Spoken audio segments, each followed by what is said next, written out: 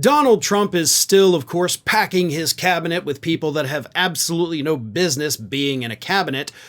He is packing it with a lot of people who wrote parts of Project 2025, as we know. He's packing it with hosts from Fox News, and he is obviously packing it with some of his mega donors. And that includes one of his most recent appointments, John Farron, a hedge fund manager who has no military experience whatsoever. Farron has been appointed to be the next Secretary of the Navy, with no military experience at all. And this one even got under the skin of Donald Trump's own supporters. Once his supporters realized that he is just using these cabinet picks to basically repay his friends, they got pissed off. And rightfully so, but however, you maybe should have looked back at his first administration and realized that, wait a minute, he did the same thing then. He's probably going to do the same thing this time, but no, these people are acting like it's total shock, and there's no way anybody could have seen this coming. Here are some of the responses from Trump supporters after the announcement of Farron. This makes zero sense, none. How is Trump naming a hedge fund guy as Secretary of the Navy? What the hell? I'm a huge Trump supporter, but we need military commanders running military branches. That person actually has hashtag MAGA in their little about me on Twitter. Another one said, questioning the John Farron pick feels like rewarding a crony as he has no military experience. But if his focus is going to be on making sure that the supply chain is up to stuff so that the Navy can build the ships it needs, it may be okay.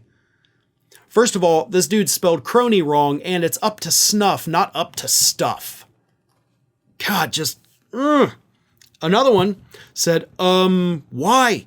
He has never served in the Navy. Seems like a grift. Weird choice to nominate a person with no military experience to lead a branch of the military. Another one, who goes by the handle of Miss Deplorable, says, the Secretary of the Navy should be someone who served in the Navy. Another one on Truth Social posted this.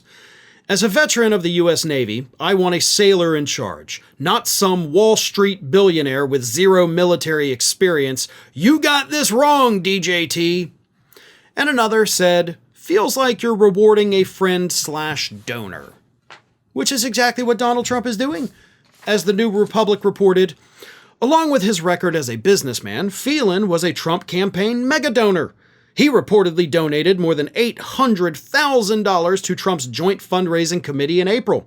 This summer, he and his wife hosted a Trump campaign fundraising dinner at their $38 million home, where attendees were required to donate anywhere from $25,000 to $500,000 per couple.